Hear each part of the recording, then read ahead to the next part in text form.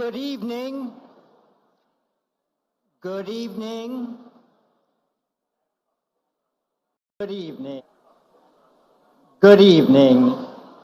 Presidents, Prime Ministers, Senior Ministers, Ministers, ladies and gentlemen, welcome to the 21st IISS Shangri-La Dialogue.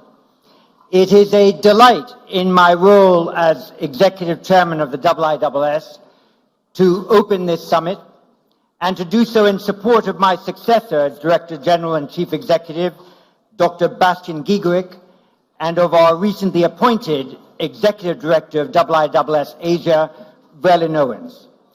Both have worked hard with our international staff across 5 offices to convene this Defense Diplomatic Summit. I am proud to see a new generation at the IISS carry on the Institute's strategic culture that we have created to generate facts, produce analysis, and exert influence on matters of war, power, and rules from an international perspective with an international composition and an international reach. In the defense and security field, the IISS is the most trusted convener of governments in circumstances that they could not so readily create for themselves, largely because of our international personality and our reputation for original and policy-relevant strategic analysis. In my time as Executive Chairman, I hope to open up new markets for the IISS and help to maintain our excellent access to the top of governments and businesses around the world so that we continue to provide these essential public goods in the interest of international peace and security.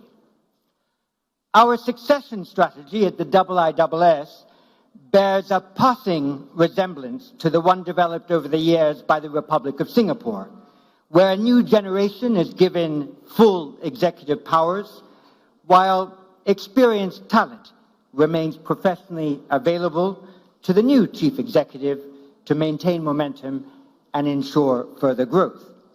This is the first intergovernmental summit held in Singapore since May 15, when Mr. Lawrence Wong took over as Prime Minister and Mr. Lee Hsien Loong assumed the new role of Senior Minister. We might then take a moment now to congratulate Senior Minister Lee on his 20 years of service as Prime Minister of Singapore and wish the very best to Prime Minister Wong as he begins his tenure.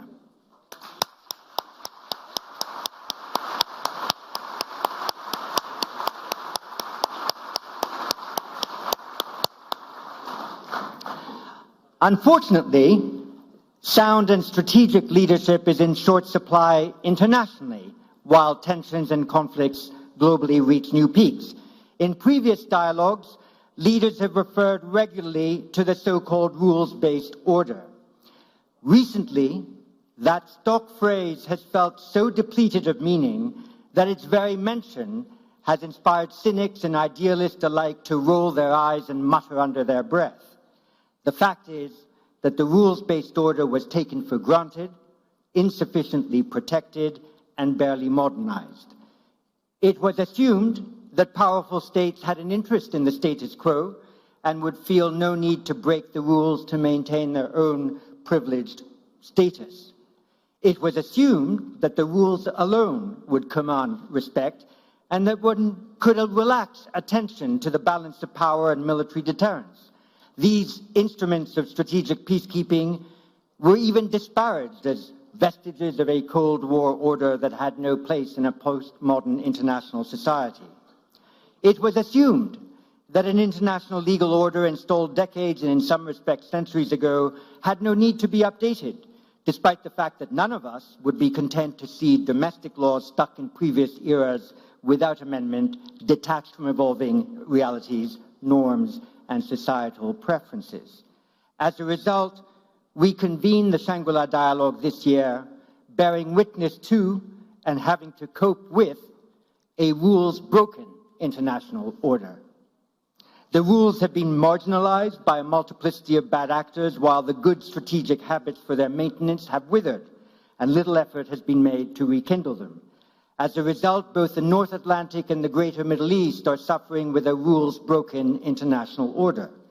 In the North Atlantic strategic arena, the essential political military muscle memory developed in the second half of the last century has been forgotten.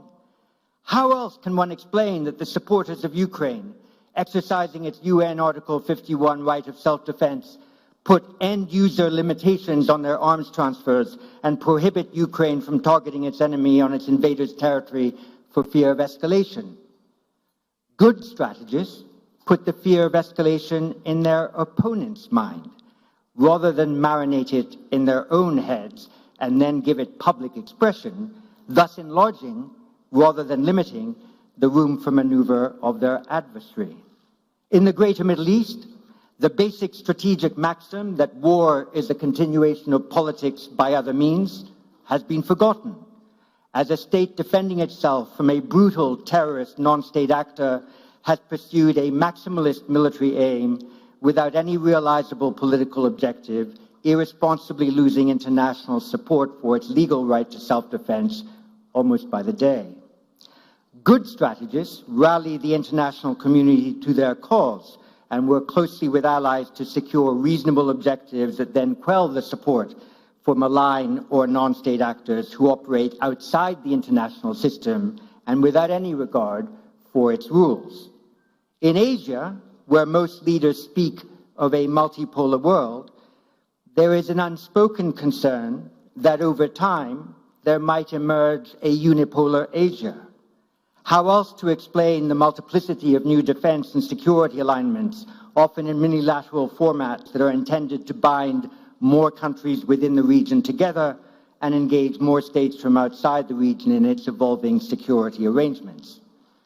Good strategists also work to keep a variety of lines of communication open with their potential adversaries and find subjects on which to find common cause to reduce potential areas of friction and increase the scope for cooperation.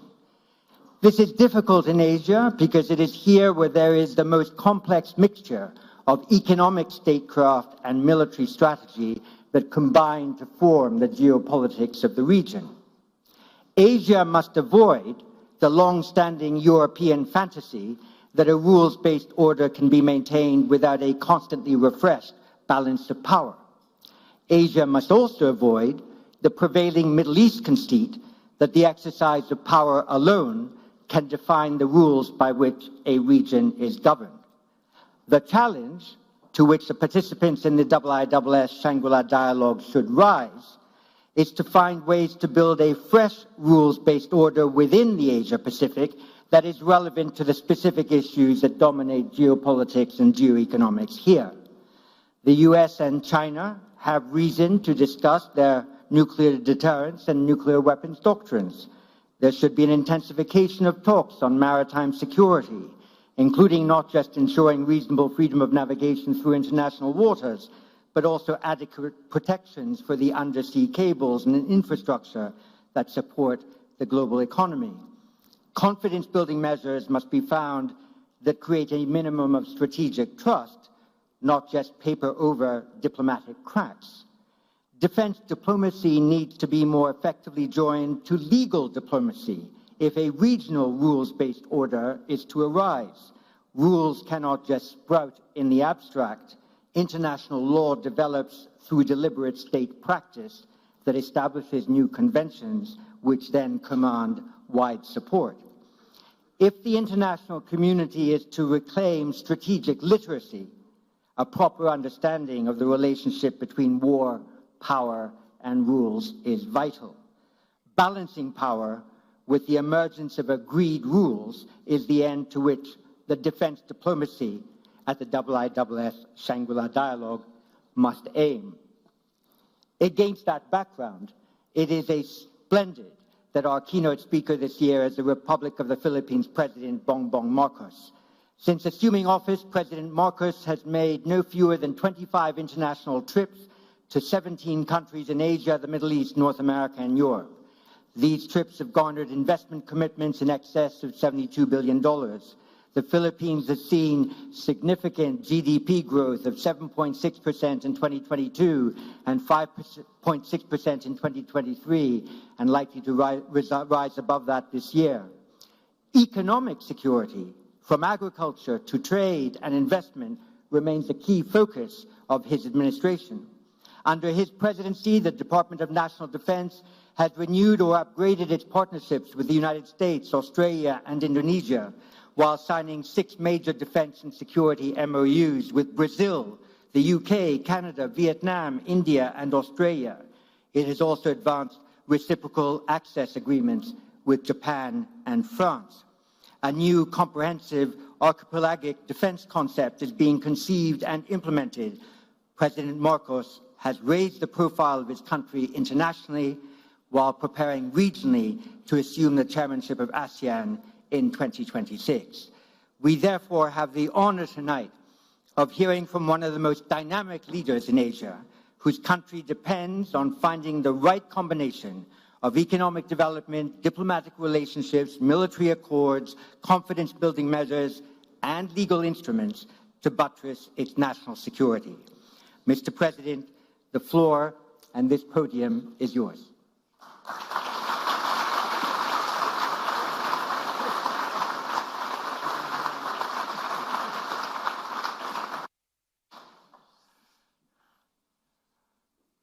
Thank you very much for that very kind and thorough introduction. Prime Minister Lawrence Wong, Senior Minister Lee Hsien Loong, Sir John Chipman, of course, Your Excellencies, ladies and gentlemen. I thank the International Institute for Strategic Studies for convening this open, frank, and constructive conversation on pressing strategic issues confronting our region. I also thank the government of Singapore, especially Prime Minister Wong and Senior Minister Lee, for providing an environment that is conducive to this dialogue. The notion of Shangri-La conjures up a mystical sense of tranquility, of free souls living in peace and harmony. And it may sound like a wishful concept, but it is symbolic of a continuing dream, an international community that lives in peace, upholds the rule of law, and enables all nations to thrive in pursuit of their respective aspirations. We Filipinos are paragons of this dream. Our history reflects our commitment to the values that engender amity, fraternity, and sovereign equality amongst nations. Our commitment to peace and to the rule of law inheres in how we have defined our sovereign home. When we established our Commonwealth in 1935, we put together a constitution that defined our territory in accordance with the international treaties that became the basis of our archipelagic unity. The Treaty of Paris between Spain and the United States crystallized our islands into a cohesive whole. The Treaty of Washington clarified the extent of our sovereignty and patrimony and a line set by international powers. We sought to uphold and preserve the integrity of our country's physical unity through international law.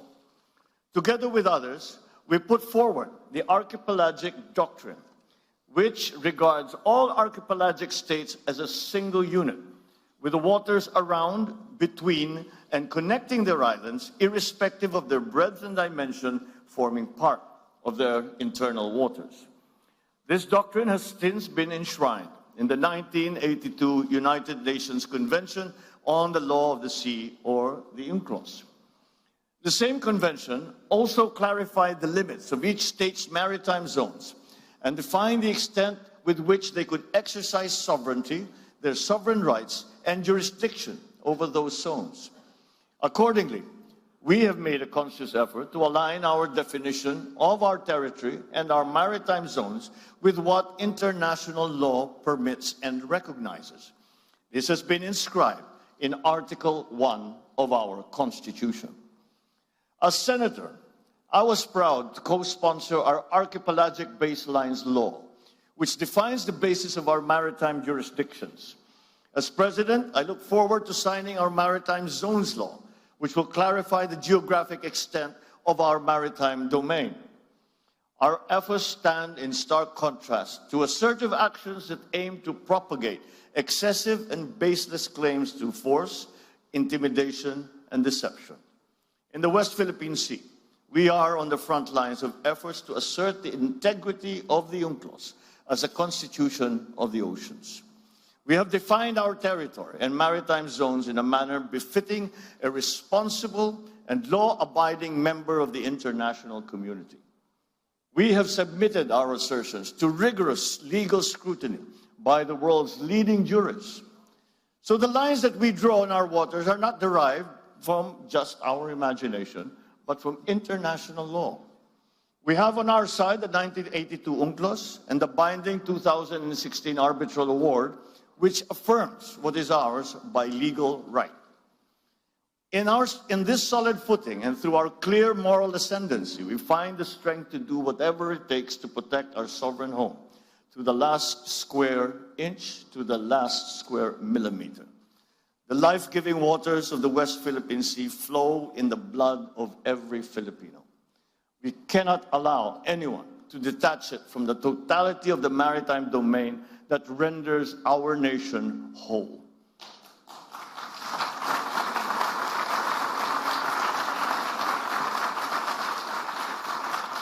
As President, I have sworn to this solemn commitment from the very first day that I took office. I do not intend to yield. Filipinos do not yield. Ladies and gentlemen, we are not only unyielding in protecting our patrimony, our rights, and our dignity as a proud and as a free country. We are also firm in our commitment to regional and global peace. We renew this commitment at this turbulent juncture of our history. I will repeat what I said at the United Nations almost 2 years ago. Amidst challenging global tides, an important ballast stabilizes our common vessel. Our open, inclusive, and rules-based international order is governed by international law and informed by the principles of equity and of justice. For the past 79 years, this rules-based order has allowed our region to flourish. The stability and the predictability that it has engendered has been crucial to the success of the stories of our region, be it the post-war revival of Japan, the economic miracles of Korea in Southeast Asia, the rise of China and of India. When this world order was built in 1945, our forebears vowed to make the floors of the United Nations the last battlefield. We made a determination for humanity to survive and to never again be wiped out in another Holocaust. The Philippines has always been part of that history. Amidst the rubble of war, we were there, amongst the architects of the new peace. We stood on behalf of colonized peoples of Africa and Asia. We opposed attempts to dilute the inviolability of the right to self-determination. We helped enshrine the right to independence in the Charter of the United Nations. In 1982, we led our global community in unanimously adopting the Manila Declaration on the peaceful settlement of disputes. This affirmed that differences amongst nations must always be solved peacefully through legal and diplomatic processes, never through the threat or the use of force. Today, these norms are under significant stress. The world is facing a watershed moment. In our region, recent patterns of aggression and militarization and emerging arms races threaten our lands of promise with an uncertain future. In the midst of these significant shifts, I see 7 realities in the Indo-Pacific. First, the future of our region will be determined by many nations, each with its own unique experiences and aspirations. Yet, their respective agencies are being challenged by attempts to undermine our faith in prevailing international norms. Second, the strategic competition between China and the United States is permeating the evolving regional landscape. This rivalry is constraining the strategic choices of regional states. This contest is exacerbating flashpoints and has created new security dilemmas. Third, the region looks to ASEAN as the institution that will hold the center amidst these evolving dynamics. Yet, challenges threaten our unity and our centrality. Fourth, As geopolitics continues to permeate the global governance infrastructure, the role of bridge builders have become increasingly important to forge decisive multilateral solutions. Fifth, the global commons will continue to be crucial to the security of all states in the region. Access of developing countries to the high seas and to outer space and the peaceful uses of science and technologies is crucial to international development. Sixth, climate change remains a deadly challenge for the region and for the world. It is the first truly global threat, and for the first time, we face a crisis that affects every single human being on Earth and requires action from every single human being as well. And finally, the development of advanced technologies is rapidly transforming human life and experience. These technologies will solve many of our old problems, but they are so powerful that they also have the potential to disrupt our political and our social orders. These 7 realities muddle the waters that we have to navigate in our collective journey as a community of nations. We cannot reverse course. We must persevere. We must push through. The current juncture does not call for a revision of the regional order. Instead, it calls for the reaffirmation of the wisdom of San Francisco in 1945, of Bangkok in 1967, and of Manila in 1982. Let us return to San Francisco and reaffirm the sovereign equality of all states. We must reject unjust narratives that seek to subsume distinct national interest in a so-called major country dynamic, which seeks to impose a hierarchy amongst nations. Those who came before us worked painstakingly throughout the last century to bury the era of spheres of influence and of buffer states. We should not allow its ghost to haunt our region once again. Let us also return to Bangkok and support ASEAN's effort to build a rules-based, people-oriented, and centered on regional community. Any state that professes a stake in the continued peace and stability of this region must respect ASEAN centrality, not only with words, but with action.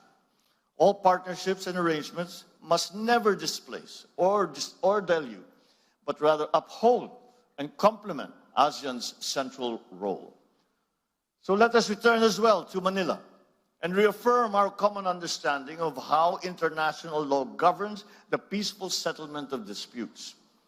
Amidst misleading narratives that seek to discredit international legal procedures, there is a need to reaffirm those modalities are an expression of good faith. They are a service to the progressive development and codification of international law. They are never an unfriendly act. Ladies and gentlemen, the past inspires the needed clarity and foresight to confront the challenges of the present and to build a future to which we all aspire. From the achievements of San Francisco, Bangkok, Manila, we as a region draw our abiding compass. First, the sovereign equality of states must remain sacrosanct. Second, ASEAN and ASEAN-led processes must remain central. Third, the rule of law and the integrity of multilateralism must prevail. These 3 constants guide our efforts to prepare ourselves for the challenges ahead.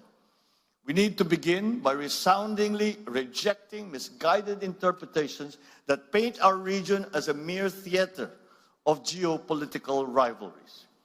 We are not mere bystanders to unfolding world events. We are the actors that drive those events. We are the main characters in our collective story. We are the owners of the narratives of our regional community. Thus, we reject any attempt to deny strategic agencies, especially by force, that seek to subordinate our interests to anyone else's. China's determining influence over the security situation and the economic evolution of this region is a permanent fact. At the same time, the stabilizing presence of the United States is crucial to regional peace. It's never a choice. Both countries are important. The continued stability of this region requires China and the United States to manage that rivalry in a responsible manner.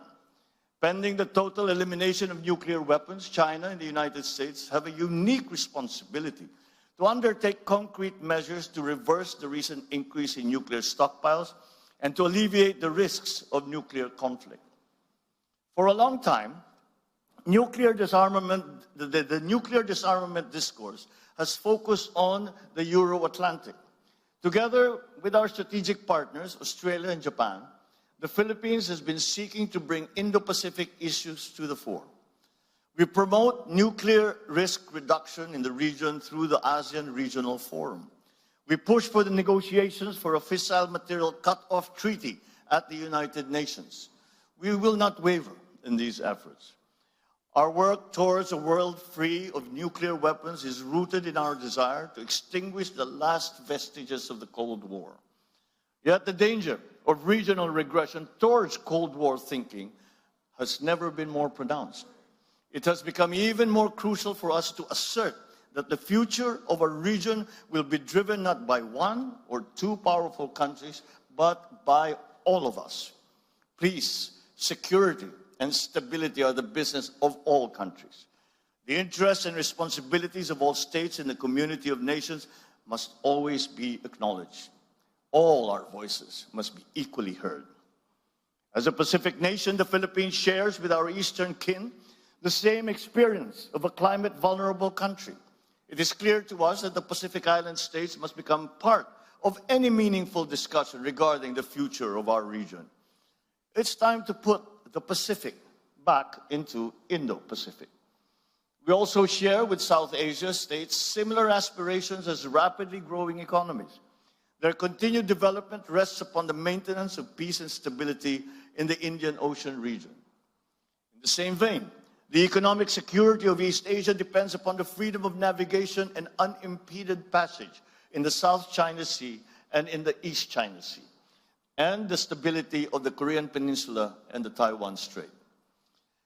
By virtue of geographic proximity and the presence of Filipinos in Taiwan, we have a legitimate interest in cross-strait issues. The Filipino people have a long history of fraternal bonds with the people on both sides of the Taiwan Strait. Peace and stability must prevail. Therefore, we continue to urge all parties to exercise restraint on the issue.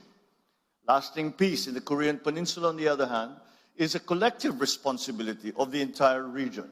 The DPRK must comply with all its international obligations under relevant UN Security Council resolutions and commit to constructive and peaceful dialogue with the Republic of Korea. Finally, any effort to resolve maritime differences in the East China Sea and the South China Sea must be anchored on international law, particularly UNCLOS. We must accord due regard to the legitimate interests of all parties and respect legally settled rights. We cannot afford any other future for the South China Sea other than the one envisioned by ASEAN, that of a sea of peace, stability, and prosperity. Unfortunately, this vision remains for now a distant reality. Illegal, coercive, aggressive, and deceptive actions continue to violate our sovereignty, sovereign rights, and jurisdictions. Attempts to apply domestic laws and regulations beyond one's territory and jurisdiction violate international law, exacerbate tensions, and undermine regional peace and security. But despite all this, the Philippines remains committed to the cause of peace upon which our constitutional order is premised. We are committed to addressing and managing difficult issues through dialogue and through diplomacy. The 1982 UNCLOS and the binding 2016 arbitral award provide a solid foundation for the peaceful resolution and management of disputes. Our policy in the South China Sea is built upon these two touchstones. We will continue to work with ASEAN and China towards an effective and substantive code of conduct, one that is firmly moored in UNCLOS. As the world's second largest archipelagic nation, we have more sea than land in our territory. We are among 18 mega-diverse countries in the world, and we have the fourth longest national coastline. We will continue to build upon our significant footprint in enriching UNCLOS, the Convention on Biological Diversity, and the High Seas Treaty. As we work to uphold the rule of law in international affairs, so shall we build our capabilities to protect our interests in our own maritime domain and in the global commons.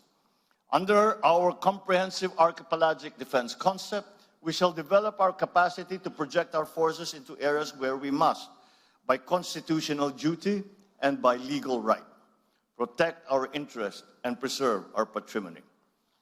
And as we build our defense capabilities, so shall we continue to invest in diplomacy. Our commitment to ASEAN centrality shall remain a core element of our foreign policy. At the same time, we shall strengthen our alliance with the United States and our strategic partnerships with Australia, Japan, Vietnam, Brunei, and all the other member states of ASEAN. We will also pursue more robust collaboration with friends, such as the Republic of Korea, India, amongst others. Collaborative endeavors among a few states that share specific interests built into pillars that support the architecture of regional stability. It is in this spirit that we pursue trilateral collaboration with Indonesia and Malaysia in the Celebes Sea. It is the same rationale behind our broader cooperation with Australia, Japan, and the United States in our exclusive economic zone. Last month, the Philippines, Japan, and the United States adopted our joint vision statement on enhancing economic cooperation and contributing to regional peace and security through trilateral cooperation. These partnerships reflect our commitment to preserving, defending, and strengthening the rules-based regional order. And yet the scope, the depth, the breadth of the challenge that our region now faces requires our collective, our inclusive, and our decisive action. Addressing the realities of our regional security landscape requires our greater collective political will. Let us begin by realizing the vision set for us by leaders past. In 1976, 5 leaders of Southeast Asia, including my father, signed the Treaty of Amity and Cooperation in the Southeast Asia, or the TAC. This landmark treaty is meant to promote perpetual peace, everlasting amity, and cooperation amongst nations. Its goal is to contribute to their strength, the solidarity, and closer relationship. The TAC's provisions were relevant then, and they remain relevant to this day. It is no wonder then that the 54 parties from all regions of the world, many of which are represented in this dialogue, have now acceded to this landmark instrument, with nearly a dozen more countries expressing their desire to be bound by the TAC's tenets. This indicates that all stakeholders in the future of this region are committed to peace. It is timely for parties to consider how this treaty can help address the geopolitical and geoeconomic issues facing the region today and the looming challenges ahead. So as we look to the future, let us breathe new life into this noble purpose and the principles of this treaty. Ladies and gentlemen, beyond the regional horizon, we recognize the importance of upholding multilateralism.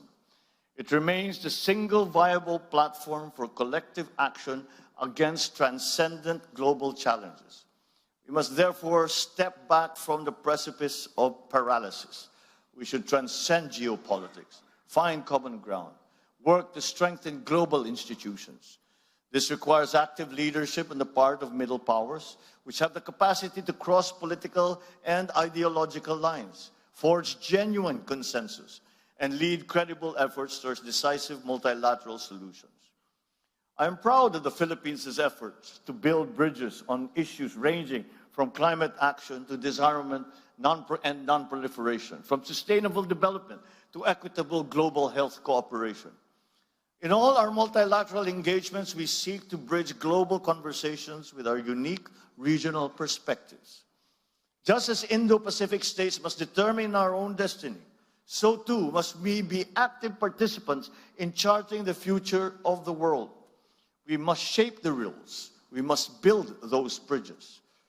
It is in this context that we are actively seeking to amplify Indo-Pacific voices in the context of global conversations on the issue of lethal autonomous weapon systems. We likewise seek regional consensus regarding the development of norms of responsible behavior in outer space and in cyberspace. We will bring our experience as a trusted partner, credible pathfinder, and committed peacemaker when elected to the United Nations Security Council for the term of 2027 to 2028.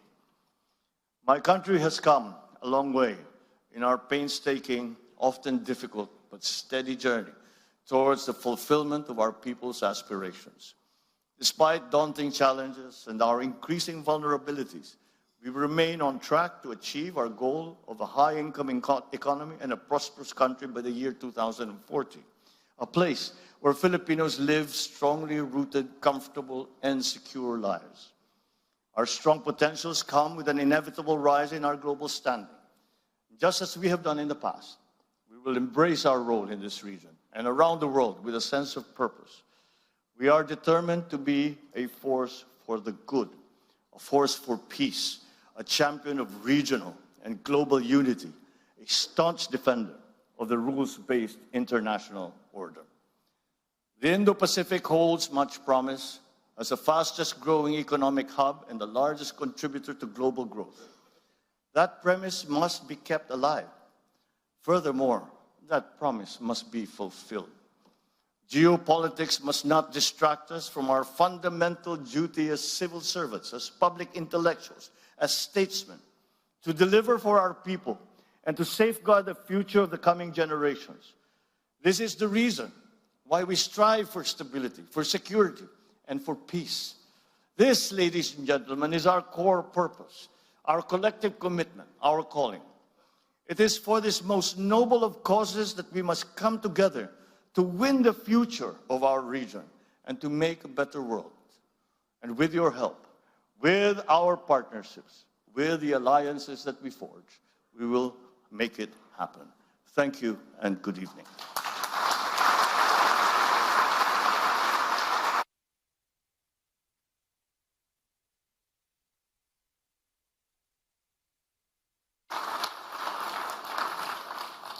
Thank you very much for an inspiring address. You've been kind enough to take perhaps 2 or 3 questions.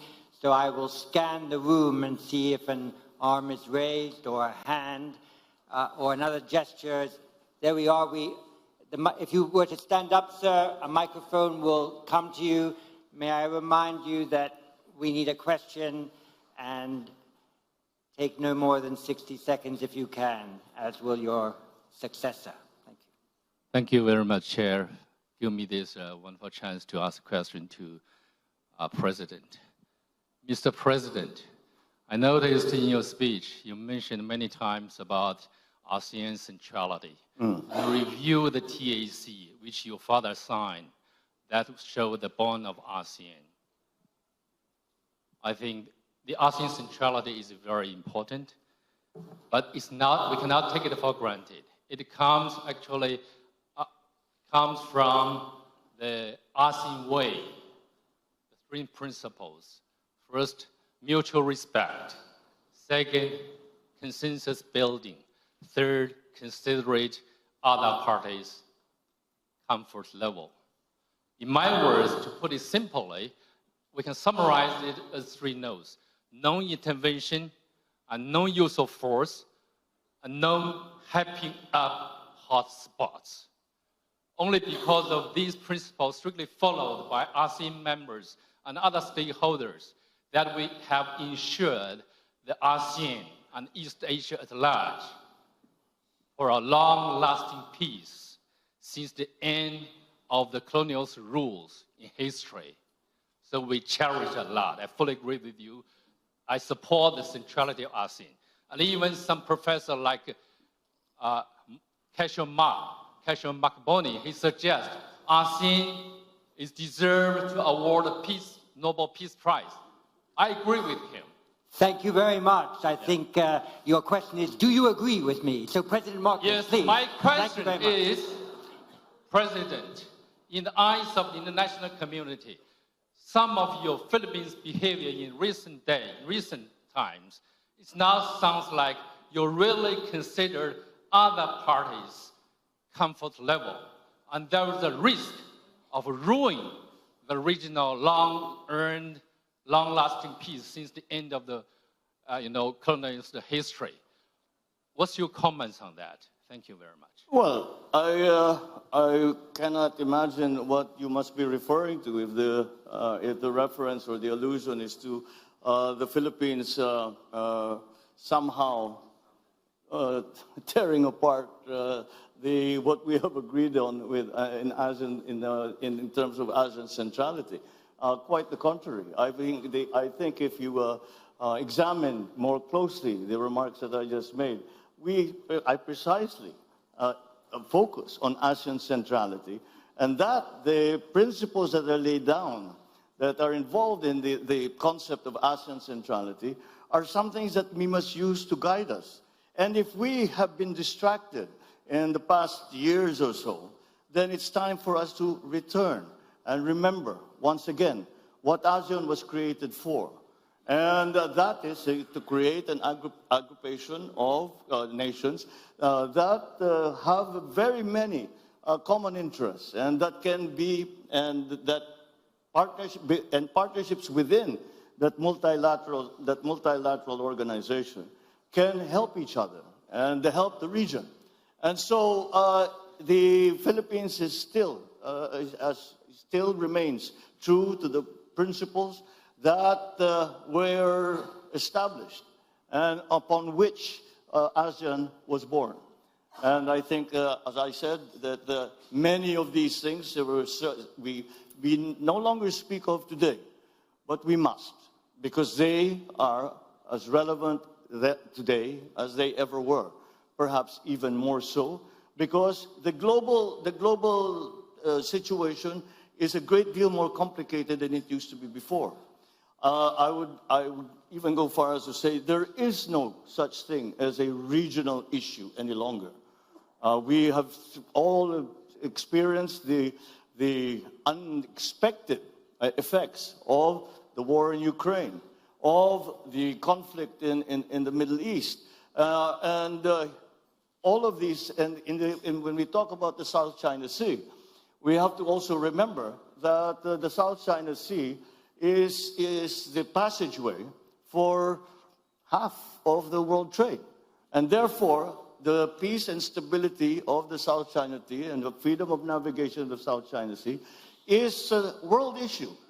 And that is what I am proposing. And I am saying that yes, it is a regional issue, but we must examine and be part of the discussion. We must include all parties in that discussion, because now it is not just ASEAN member states who are stakeholders, and it is quite easy to see that it is in fact the entire world that have become stakeholders in the peace and stability of our region.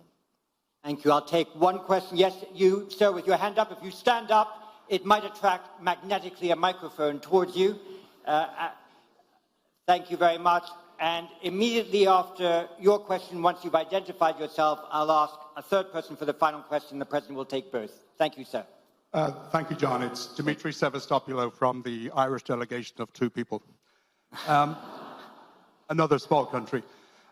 President Marcos, I'm going to ask you a very direct question, if you don't mind, which is, if Chinese Coast Guard water cannons killed a Filipino sailor, would that cross a red line? And then can you also give us a sense of what are the actions that would trigger a request from Manila to Washington to invoke the U.S.-Philippines Mutual Defense Treaty? Thank you. And I will ask as the last question, Justin Bakisal. If you could stand, I know you sought the floor, and if a microphone were to come to you, you're right over there. Thank you. And the President will then answer both questions. Thank you. You're one of our young leaders from ASEAN, so please go ahead. Magandang gabi, Mr. President. Good evening, Mr. President. My question relates to your vision for the force posture of the Philippines by the end of your term. So the Philippines has always discussed that the defense of our national territory is primarily our responsibility under the unilateral defense plan. So what specific force packages are you eyeing particularly in the next coming years, and what exactly are we to expect after Horizon 3 of the AFP modernization program? Thank you. Thank you. It is what the gentleman is referring to, the Horizon 3 acquisition program, is the acquisition program that our Department of National Defense has just completed. Then we are presently in the process of finding suppliers for all the different requirements that we have to build up our capabilities in the armed forces of the Philippines, and that we are hoping that these acts are just a deterrence, and we, as they say, to work for peace, prepare for war, and it is an unfortunate truth. But and that is why we have undertaken this long-term. It has been going on for many years now. This long-term plan of increasing the capabilities of our military and our civilians, such as the Coast Guard in the Philippines. To go back to the first question, what would happen if there was an incident that ended up killing a Filipino serviceman, be they a Coast Guard or in the military and part of the Navy?